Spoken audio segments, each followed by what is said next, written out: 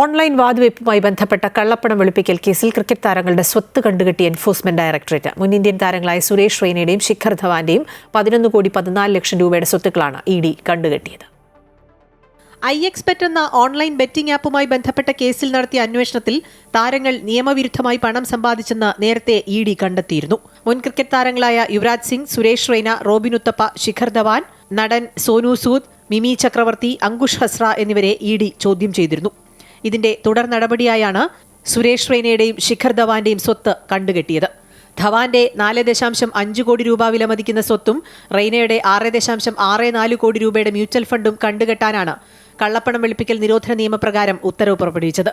ആപ്പിന്റെ പ്രചാരവുമായി ബന്ധപ്പെട്ട് താരങ്ങൾ വിദേശ സ്ഥാപനങ്ങളുമായി പരസ്യ കരാറിൽ ഏർപ്പെട്ടുവെന്നും അന്വേഷണത്തിൽ കണ്ടെത്തി. കോടിക്കണക്കിന് രൂപയുടെ തട്ടിപ്പും വൻതോതിൽ നികുതി വെട്ടിപ്പും നടന്നതായി ആരോപിക്കപ്പെടുന്ന നിയമവിരുദ്ധ വാതുവയ്പ് ആപ്പുകൾ ഉൾപ്പെടുന്ന നിരവധി കേസുകളാണ് ഇഡി അന്വേഷിക്കുന്നത്. വാതുവയ്പ് വ്യവസായത്തിൽ 18 വർഷമായി പ്രവർത്തിക്കുന്ന കമ്പനിയാണ് 1xBet.